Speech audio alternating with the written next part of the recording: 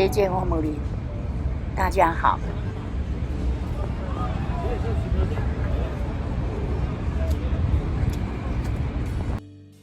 今晚我们搭船游河看夜景，芝加哥几乎每个角落夜景都超美的，美极了。很多人在照相，景色优美 ，so beautiful. Of the next building we'll talk about. So the framing of the windows on the Trump Tower are meant to mimic the framing of the windows around this dark steel rectangular tower ahead of us to the right. So here we go. The dark steel tower to our right is American Medical Association Plaza. ANA Plaza was originally IBM Tower, finished in 1970. Revolutionary when he started his career was that architects should focus on making useful interiors instead of ornate exteriors. The result was that dark steel rectangular tower style. We call it international or black box modern style architecture. Now, Mies van der Rohe, pioneer of international. Two circular towers on our right side are Marina City. Marina City was built in 1968, designed by Bertrand Goldberg. Goldberg was inspired by nature. He said there are no right angles, no square shapes in nature. He wanted to build round, natural-looking shapes for humans to live in. In addition, get a good look at those parking ramps right above us. Those winding spiral parking ramps that we can see the cars through up there above us. Here's the thing. When Marina City went up in those parking structures. Now, folks, having seen the parking ramps on Marina City, which you can still see behind us, you might have gotten nervous imagining cars falling right off and into the river, but there's no need to worry. That's only happened twice. That's true. But I should probably tell you the whole truth, which is that it never happened on 1914 by George Nimitz. It was originally, so it's 109 years old, it was originally a grocery warehouse back when the river was our port. Ships would come in from Lake Michigan and dock at warehouses like this to load and unload goods. Now, it's a mixed-use office building today, but the Reed Murdoch Center remains a window into the river. Actually, a stone building right here. Exactly. In fact, it's pretty big. On the right side of our boat, this is the Merchandise Mart. The Merch Mart was the biggest building in the world in 1932. 4.2 million square feet, 400,000 square meters of floor space in there. The Merchandise Mart was designed by Graham Anderson Probst and White architects. It's Art Deco style. Art Deco style is defined with vertical lines set back 6, 5, 4. Now, in front of us and up to the right, the taller of these two rectangular glass towers on our right side is the new Salesforce Tower, just finished this year, designed by Pili Clark Pili. Now, folks, let's take a break from looking up. If you look around here, right around here is where the three branches of the Chicago River meet. The main branch behind us, the north branch ahead to our right, and the south branch ahead to our left. This place where the three branches meet is called Wolf Point. No one knows where that name comes from. Right here is where Chicago got its name. When French explorers first arrived here in the late 17th century, the native Potawatomi referred to this area as Chicago. The Frenchmen adopted it, that became Chicago, but they never knew what it meant. Chicago translates to the place of bad smells. That's true. And it's because the river flowed through a swamp. That was the natural terrain here. And in that swamp grew an abundance of a species of wild onion. In the summer heat, those onions would ripen and stink, and that's how the Potawatomi named this location. So New York is the Big Apple. Now you finally know that Chicago is the smelly onion. All right. Now we're going to bounce to our left coming up next. Ahead of us and to our left, 1980s by architect Harry Weiss into the residences, the condominiums it is today. Harry Weiss likes boats. He added the starfish on the walls and the porthole windows on the top. Harry Weiss likes to add nautical theming to his architecture, even if it's a remodel. Now, sticking to the left, in front of us to the left, that row of 4 townhomes with sloping roofs. Ahead of us to our left, that's the Chicago River Cottages, and these are a Harry Weiss original. We have porthole windows, metallic spiral staircases like you find on boats, lots more nautical theming. The Chicago River cottages from 1988 by Harry Reese. Two of them are still owned by the left side of the boat. You can see that people even like to live along the river these days. Directly to our left is Kinsey buildings from 2002 by Lucien Lagrange.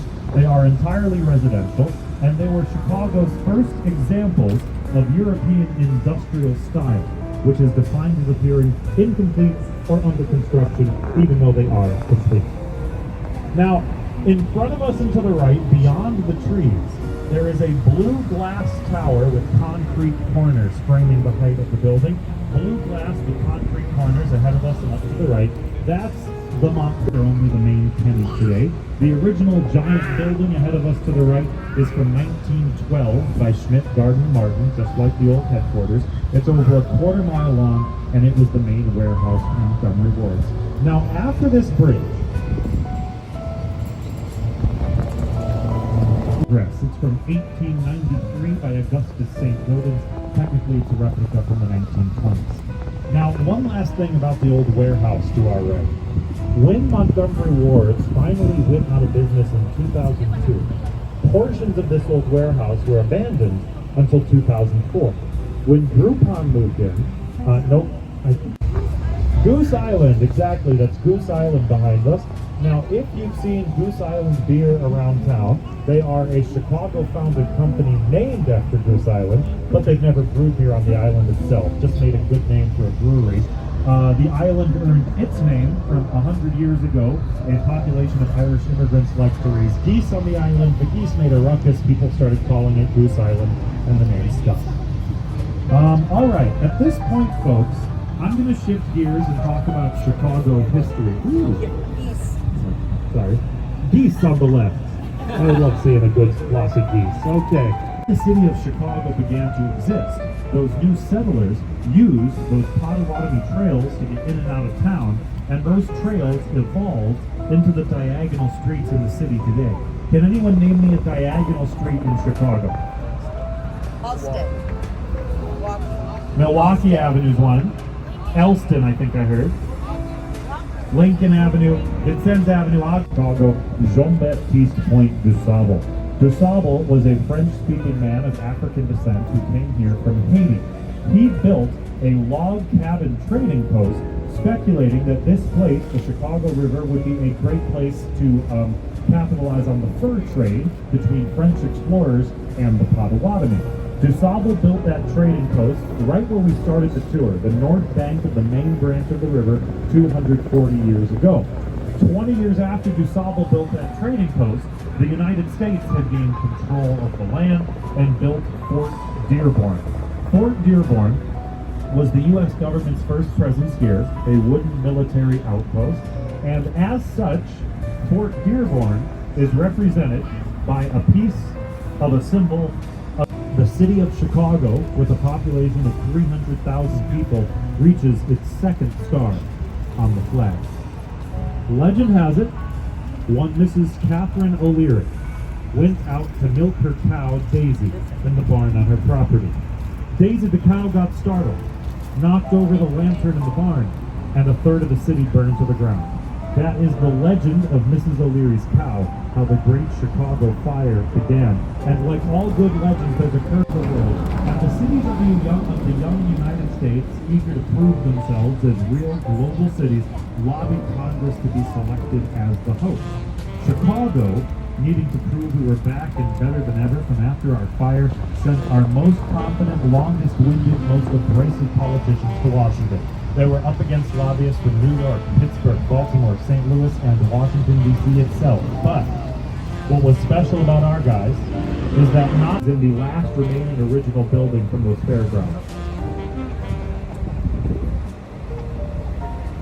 The Museum of Science and Industry, exactly. The Museum of Science and Industry in Jackson Park is in the last remaining original building from those 1893 fairgrounds. The entire fairgrounds was lit with the largest collection of electric lighting the world had ever seen, dazzling the world, and millions of people came to the United States for the first time, their destination being the fair in Chicago. Now, New Yorkers were none too happy that we got the fair instead of them. One New York journalist named Charles Dana, having heard of our lobbyists' blowhard reputations in Washington, wrote, "I can't fair.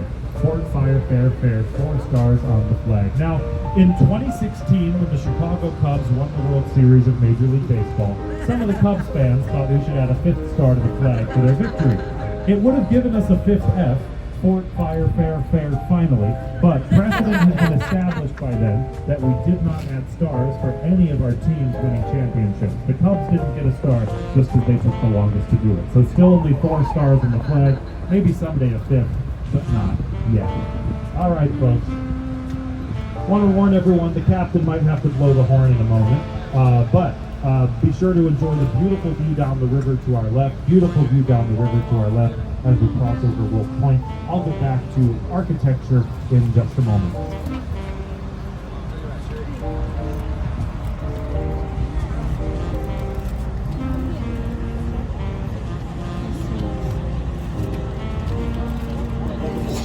Sorry, guys.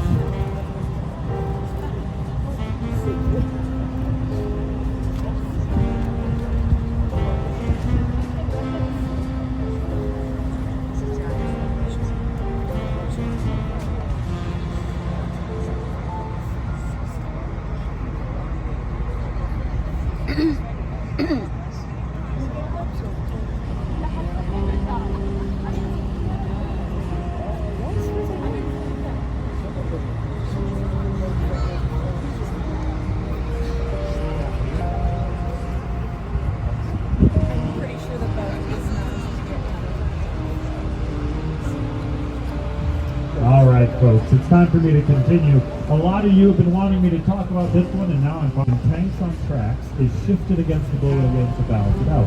Now, it would stay upright without the mass damper, but it prevents it from swaying nauseatingly in windy days. And actually, mass dampers are pretty common, lots of skyscraper action, and lived in the penthouse at the top for a year till he went bankrupt. Wanted the Opera House to be a throne overlooking his railway business empire to the west. Maybe. But the truth is, Graham Anderson Pro. Now let's bounce to the right. On the right side of our boat, below street level, is the train shed. This lit up space to our right, that's the train shed at Chicago Union Station. That's where the platforms are, where passengers get on and off the train. Little building with black X's on the walls. Short building with black steel X's on the walls ahead of us to our right. That was a financial trading floor, the Midwest Commodities Exchange. It was designed by Skidmore, Owens & Merrill with lead structural engineer Dr. Fazler Khan.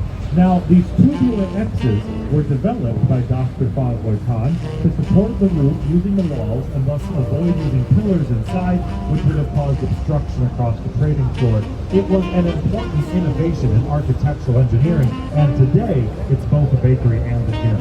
Now, world's largest You Are Here map. 300 South Wacker Drive indicates its own location with that red block in the middle of that giant map. The reason why I was surprised is because they illuminate that red block at night, so I would have expected it to be illuminated already. Maybe on the way back up the river, we'll see. The building is from 1973 by Epstein & Sons. The old post office was built in 1932, designed by Graham Anderson, Probst & White. The old post office has a highway going through the first floor of it. The tunnel that the expressway goes through to our right is an original piece. The plan of Chicago was laid out in 1909 by lead architect Daniel Burnham, and it always envisions a roadway going west through that site.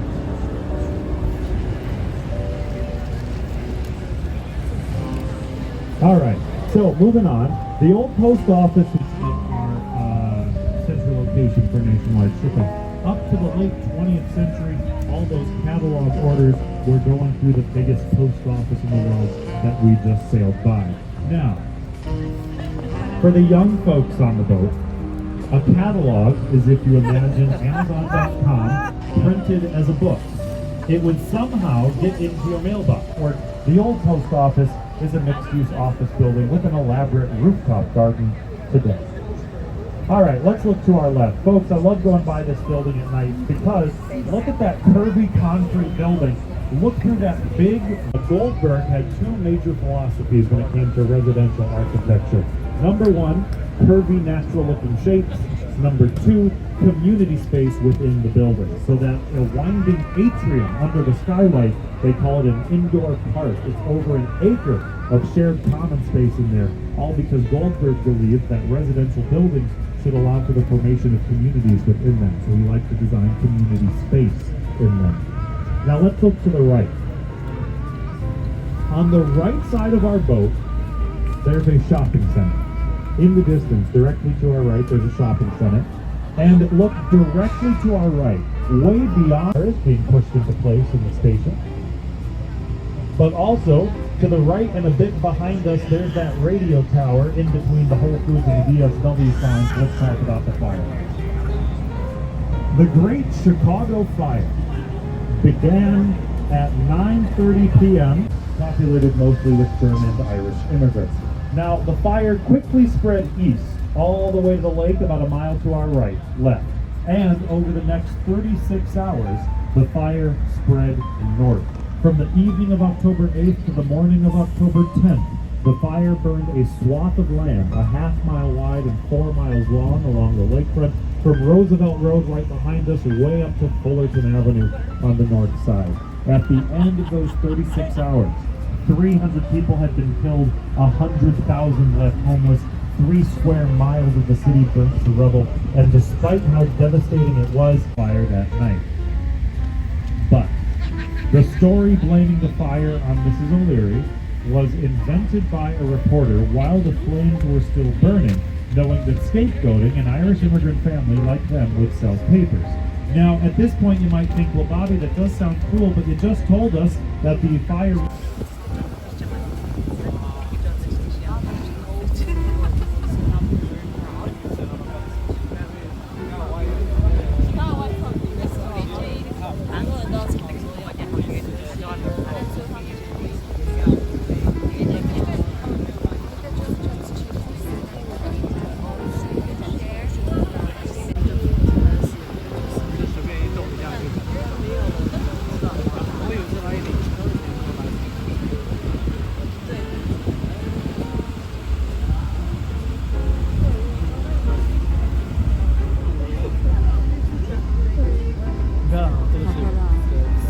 Where's Verizon because? Because for sure.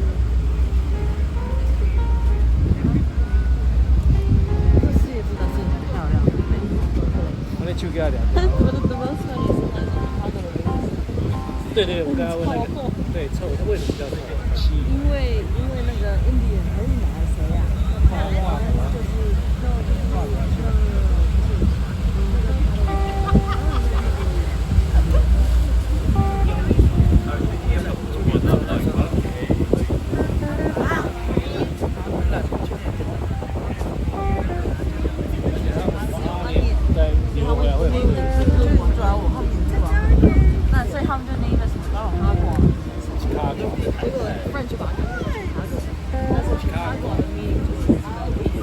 这里是芝加哥，我们今天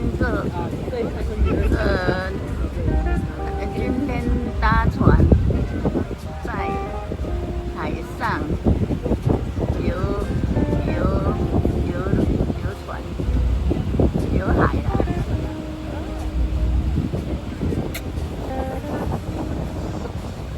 有海照旁边的夜景。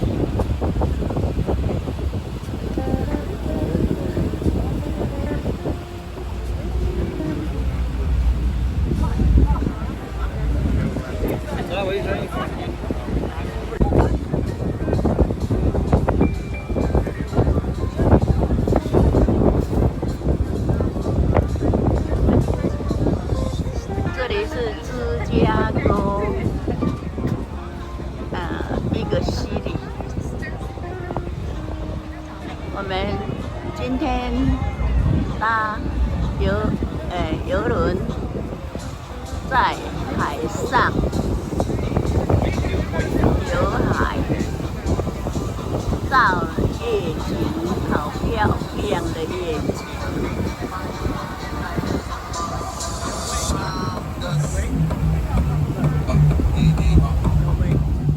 这是第一段夜景，芝加哥。谢谢收看，下次再见喽，拜拜。